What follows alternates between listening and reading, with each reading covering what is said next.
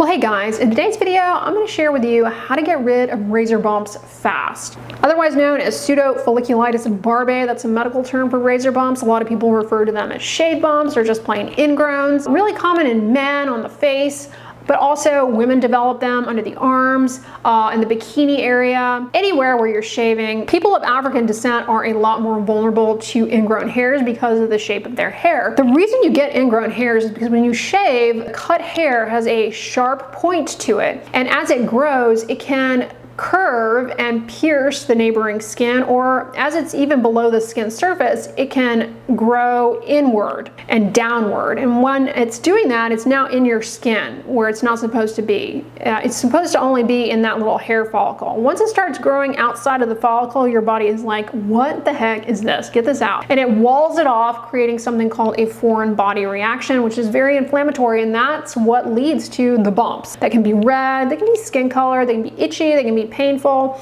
and the follicle where the hair is growing, it's disrupted. Because it's disrupted, it is more vulnerable to infection. So people who deal with ingrown hairs, they are at risk for infections. They're also at risk for scars forming and for post-inflammatory hyperpigmentation, meaning when they resolve, there'll be a dark mark. That's especially true in people who have deeper skin tones. Ingrown hairs are a lot more common on the underside of the jawline because the hairs are growing in all different directions. They're also pretty common in areas where you have skin-on-skin contact, like the folds in the bikini area. So what's the fastest way to get rid of a shave bump?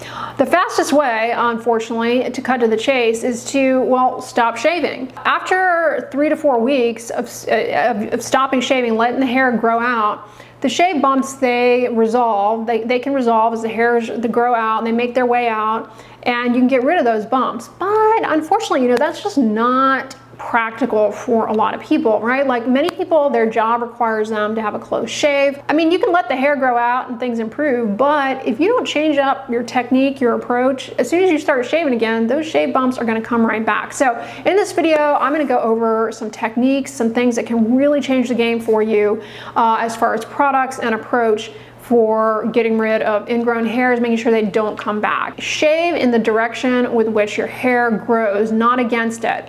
All you want to do to figure that out is just kind of take your finger and pull the skin tight and look where the hair is coming out of the skin, kind of figure out what direction it's growing and shave that way.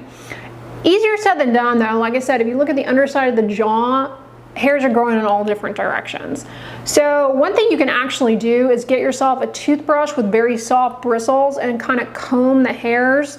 For example, in the beard area, you can train them to grow in the same direction. Like maybe you get a beard brush, that can help, especially if you go through the steps to grow out your hair and stop shaving for a while it's growing out, start combing it, getting it trained to grow in the same direction. When you shave, you don't want to pull the skin tight. This is a common pitfall a lot of people run into. They try and go for that real close shave. The closer the shave, the more likely you are going to get that sharp point that grows inward. So it's very hard actually to train yourself to not pull the skin taut. Like, maybe that you should not do that, but it's almost second nature. So to avoid doing that, put your hand, your non-shaving hand behind your back and try to just shave with one hand, not involve the other one in there. Make sure that you don't shave over the same area twice. It's getting too close of a shave and that's going to put you at risk for ingrown hairs. And don't press really hard on the skin. If you're shaving under the arms, the tendency is to pop your arm up and press down really hard. Take very short strokes. You might consider switching from a blade razor to an electric razor. Electric razors, you're less likely to deal with ingrown hairs. Make sure you're replacing disposable razors every 5 to 7 shaves. Don't store them in your shower. You want to keep them in a dry place because if you store them in the shower, the blades dull a lot faster. Dull blades are going to be more likely to lead to ingrown hairs. If you're using an electric shaver, make sure you clean it every 5 to 7 shaves. If it's not clean, it's going to be haphazard in its shaving pattern and put you at risk for ingrown hairs. This is key. You don't want to dry shave ever. You want to make sure that you wet the skin. By wetting the hairs, either just by washing your face, for example, with a gentle cleanser, it's going to do a few things. First of all, it's going to help lift up those hairs and that are already wanting to make their way down below the skin surface. It's kind of going to lift them up. As the hair is hydrated and getting wet,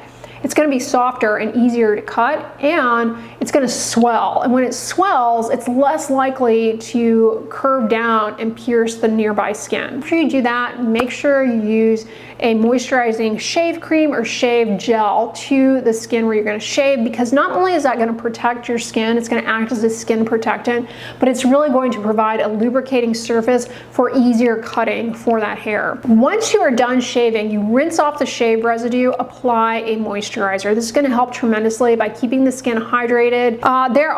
There's a product on the market that I really like for people who actively have ingrown hairs and a tendency towards them.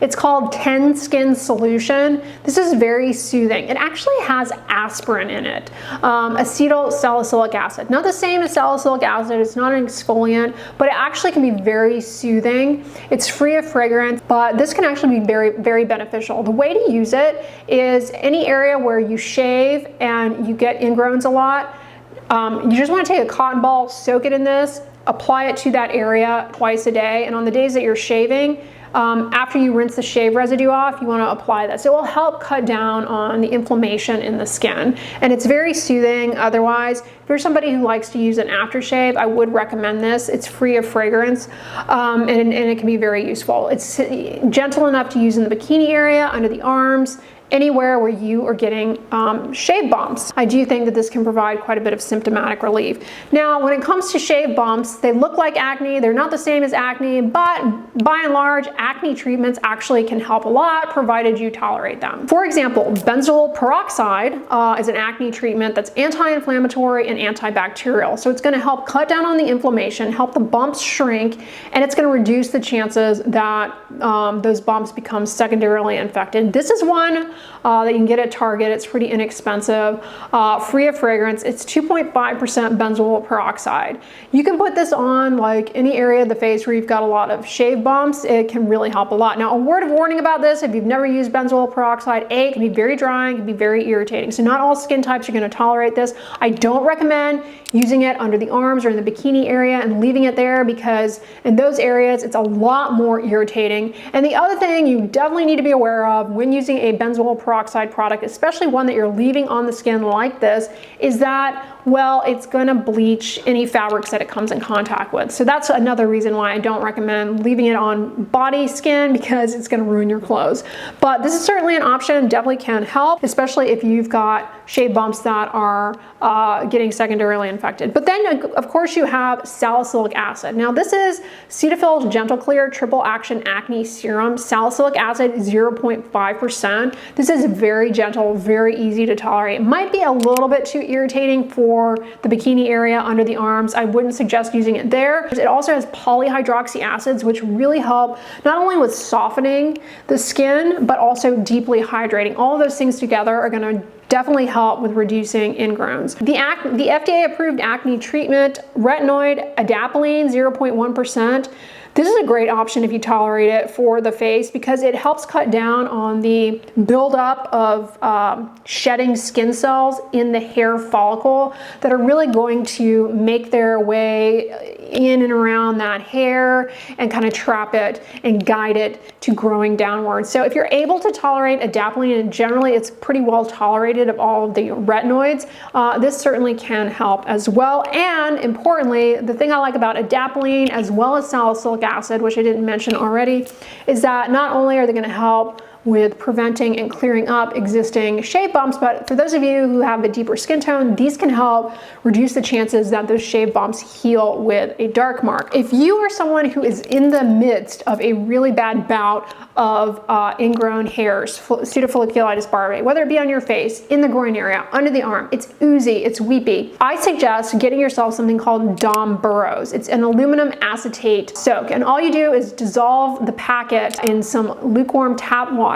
and then you soak a cloth, like a washcloth, in it and apply a compress of that. It's very soothing. It's going to help dry up that oozy stuff and get you some symptomatic relief. And it's also anti-inflammatory. So that's another option. Now, if you've done all of these things, you've tried, letting the hair grow out, this is your, you tackle all of these techniques, You've got it nailed down as best you're able. I mean, realistically, people have to live their lives. You're in a hurry in the morning. You're doing the best you can. If you've done all of these things, but you are still really struggling with ingrown hairs, consider alternative ways of removing the hair. One option is to use a chemical depilatory like Nair. Now, that can be super irritating to the face. Highly suggest if you're going to use a chemical depilatory like Nair, you've got to be very, very strict on following the instructions, because if you leave it on the skin too long, whoo, it's going to cause a miserable rash for you. So don't, make sure you follow the directions, make sure you rinse it off, you wash it off after the allotted time, and that you don't come in with a bunch of exfoliants after using it. But an advantage of doing a chemical depilatory over shaving is that not only is it going to, the chemical depilatories, they sort of dissolve the hair in a sense, as opposed to that sharp cut. That plus they get down within the hair follicle a little bit, so they get you a closer shave without the risks of a true close shave, which puts you at risk for ingrown hairs. You get what I'm saying? A really close shave sets you up for ingrown hairs. If you want to achieve that, use a chemical depilatory, because it will get closer than shaving could, but it doesn't leave that sharp edge of the hair on the hair, that sharp point on the hair. So it's not likely to grow back ingrown. But again, that's not going to be right for everybody. It can be super irritating. So proceed with caution. The other option, albeit expensive and an upfront investment, is going to be laser hair removal.